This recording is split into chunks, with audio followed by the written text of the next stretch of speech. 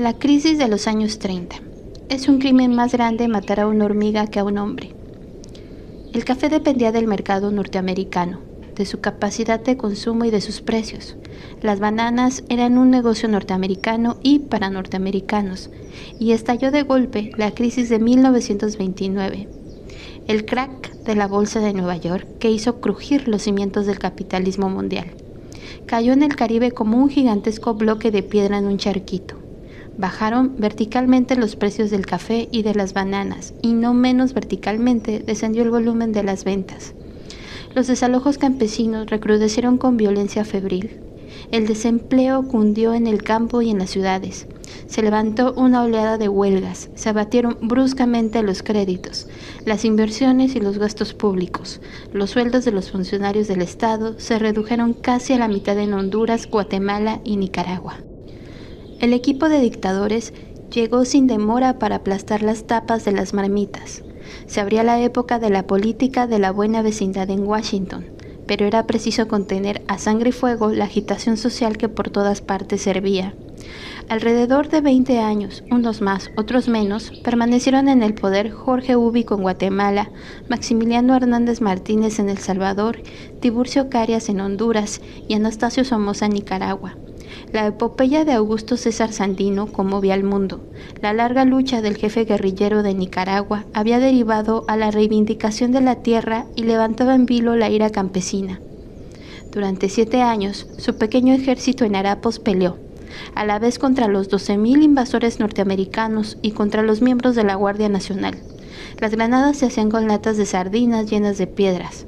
Los fusiles Springfield se arrebataban al enemigo y no faltaban machetes. El asta de la bandera era un palo sin descortezar y en vez de botas los campesinos usaban para moverse en las montañas enmarañadas una tira de cuero llamada caite. Con música de Adelita los guerrilleros cantaban: en Nicaragua, señores, le pega el ratón al gato. Ni el poder de fuego de la infantería de marina ni las bombas que arrojaban los aviones resultaban suficientes para aplastar a los rebeldes de las Segovias. Tampoco las calumnias que derramaban por el mundo entero las agencias informativas Associated Press y United Press, cuyos corresponsales en Nicaragua eran 2 norteamericanos que tenían en sus manos la aduana del país. En 1932, Sandino presentía: yo no viviré mucho tiempo. Un año después, al influjo de la política norteamericana de la buena vecindad, se celebraba la paz.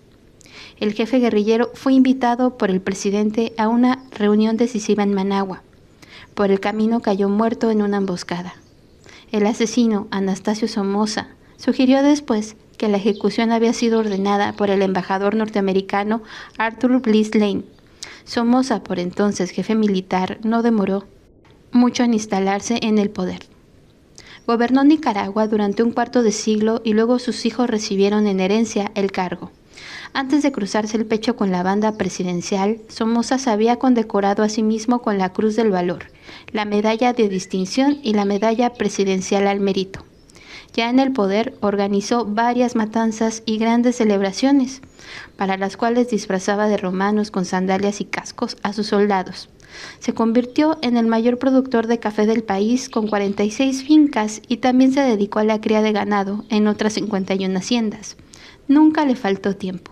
Sin embargo, para sembrar también el terror. Durante su larga gestión de gobierno no pasó, la verdad sea dicha, mayores necesidades y recordaba con cierta tristeza los años juveniles cuando debía falsificar monedas de oro para poder divertirse. También en El Salvador estallaron las tensiones como consecuencia de la crisis. Casi la mitad de los obreros bananeros de Honduras eran salvadoreños y muchos fueron obligados a retornar a su país, donde no había trabajo para nadie.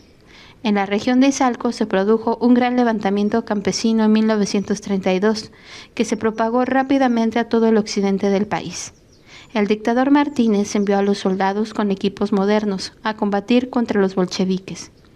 Los indios pelearon a machete contra las ametralladoras y el episodio se cerró con 10,000 muertos. Martínez, un brujo vegetariano y teósofo, sostenía que es un crimen más grande matar a una hormiga que a un hombre, porque el hombre al morir reencarna mientras que la hormiga muere definitivamente.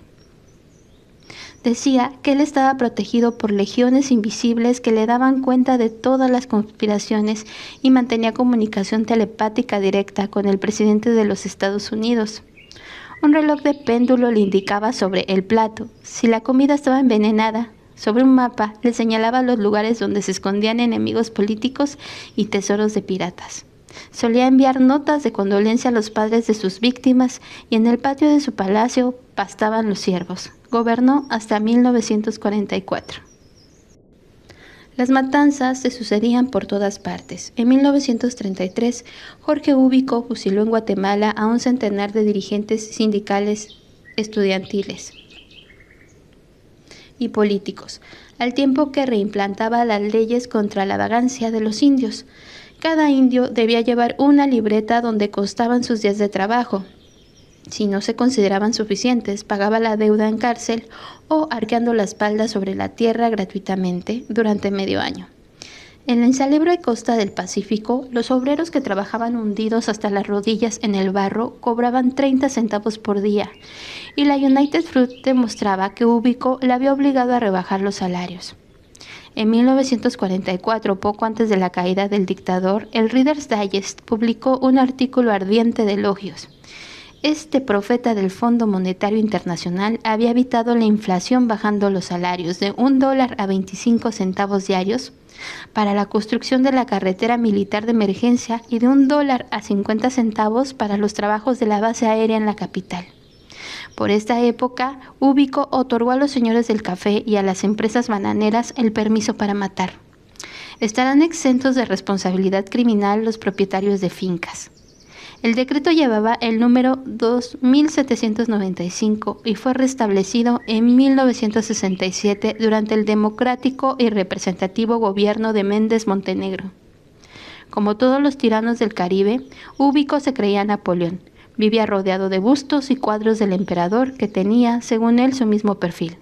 Creía en la disciplina militar. Militarizó a los empleados de correo, a los niños de las escuelas y a la orquesta sinfónica. Los integrantes de la orquesta tocaban de uniforme a cambio de $9 mensuales.